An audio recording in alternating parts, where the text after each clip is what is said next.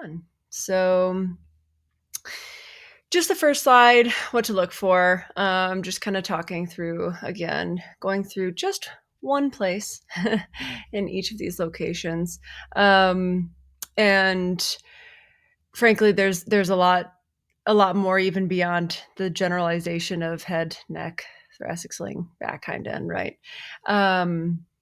But these are just nice kind of major aspects that we can look at and be able to identify generally pretty quick when we're looking at a horse. And it really does help to start seeing the body. For me, it did, at least, to start seeing the body and kind of that skeletal system and what's happening underneath inside of our horses in sort of a 3D realm. So I really love some of the anatomy apps that you can download. This image is from one of them, but it's just, yeah, kind of helps understand what you're looking at when you see the horse in these different areas, and you're kind of trying to identify some dysfunctional postural patterns. So the pole, the AO joint. One of the biggest things that we see is restriction at the AO joint. That can look like if you look at a horse and you feel kind of an intuitive draw to their pole, or the feeling of the horse maybe looking like they have a headache. I see that a lot. I feel that in my body quite a bit when I see horses with extreme pole tension, because if you can imagine that delicate area that connects the skull to the cervical spine is such a major, it is the start of a major channel of communication internally through, from the head to the tail and down to the distal limb. So when we get a lot of tension up at the pole, you'll kind of notice horses lacking the ability to find a range of motion. So to be able to bring their nose out away from their chest, so their pole in extension, or even to neutral sometimes. So a lot of times that tension pattern, that pull, that kind of headache that we feel or see happening with our horses, that will draw their nose down towards their chest. And that tension, it travels along the entire dorsal line, and generally you really don't have tension along the dorsal line without some sort of compensation and pull on the ventral line as well. But that all comes back to and leads back up to the pole. So that is something that you can look at through expression. I mean, your horse can be happy and calm and in their parasympathetic, but if they have really deep, tension pulls, if it's not to the point of chronic pain yet, oftentimes that can spiral and get to that point, right? So being able to first identify, and that's kind of like if you've got tension up at the pole, then there is tension typically in several other locations in the body, oftentimes the lower cervicals. You have collapse of the thoracic sling, you've got tension in the lumbar spine, and then tension along the hamstrings, and it staggers itself across the rest of the body. Now that happens in a lot of various ways. Horses are just incredible beings and master compensators. So as are we, right? So it's just a little different with a quadruped. So I think that being able to identify what tension looks like in the pole area and a lack of mobility in the AO joint is really important, because it really does help us determine, what else is going on. And generally that I say should be a starting point in how we want to start unwinding some of these patterns. But again, if there's enough tension, sometimes you can't start at the pole. Sometimes it is just too offensive for our horses to start there.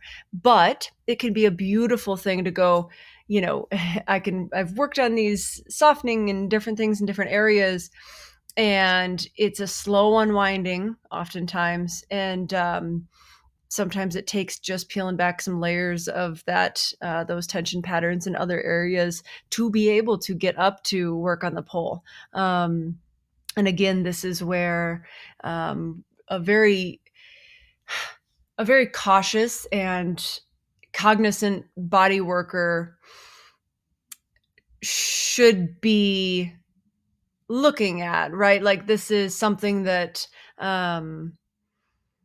this just gets down to the integrity of the person working on your horse, and or yourself if it's you working on your horse, because we really do need to be able to read, can my horse even cope with my touch in this area right now, or do I need to start somewhere else? And that gets down to making sure that we're not bulldozing when we're asking for softening in these different areas. So again,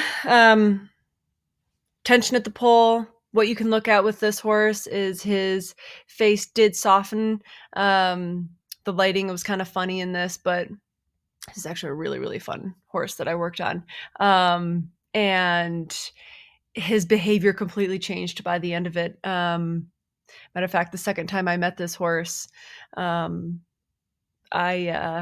he was a busy guy because when we have enough tension in our bodies, it's just so hard for our horses to be in body.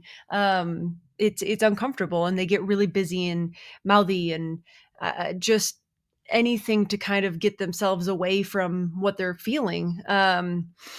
So yeah, the second time I actually met this horse, I took the lead rope from his mom, and he immediately stopped moving and dropped his head down and was like, "Oh, I remember you."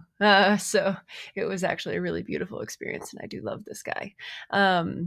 But yeah, a lot of different indicators. Palpation is another one. You can, if your horse has good relationship to touch, and or horses you're working on, being able to palpate, like, hey, what kind of space does my horse have in the nuchal crest area behind their ears? Being a Lazarus nerve release technique practitioner, that is part of our techniques in body work, and what we do is talking to that area up there, and it's quite incredible to feel the difference, and how much congestion can build up in that area for these horses. So yeah, that's oftentimes you can really just look at a horse and honestly see what's going on up there.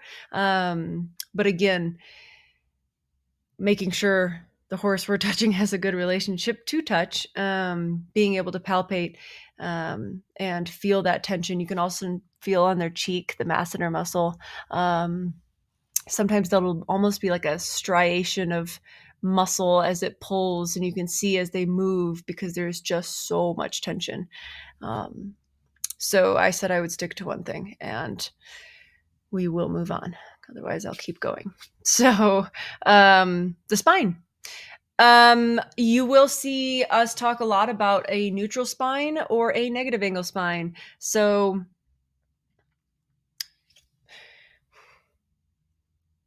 it's hard because there's often a lot of conversation around downhill horses, right? So horses that are, Western bred horses, cutting horses, just, that typical quarter horse. And you see their hind end, the tuber sacrali, like inches above the withers. And it's like this sought after thing for the Western world, sort of. And I think a lot of people will confuse conformation with posture. I would refer to my lovely, lovely dear friend Yasmin. She has so many wonderful posts. I'll talk about her at the end because she has courses also written around all of this, for those that do want to dive deeper. But not confusing the two, conformation and posture, is very important. We have to understand that horses aren't inherently like downhill. That's not how our horses conformationally exist, right? Because in they have to be able to have mobility in all these different areas, and that means being able to move in, you know, the four cardinal directions, and up is not one of those. But we get that a lot when we have horses who have nerve compression from dysfunctional things like a negative angle spine. That red line, that's what you'll kind of look for. You'll kind of look along the rib shelf for these horses, and we can explain it more when we get to the thoracic sling, because when our horses have a collapsed thoracic sling or dysfunction in the thoracic sling, you'll see them carrying a negative angle to their spine, because you have to remember that, our horse's whole axial skeleton is one piece, and then we have our distal limbs that attach to it, right? So, and to the pelvis. So if we have this beautifully large thoracic cavity floating in a sea of tissue and mass, so if there is dysfunction, the entire skeleton will drop, and it does. So for us to develop a functional domestic horse, a functional, to be ridden, and just to carry themselves, domestic horse, it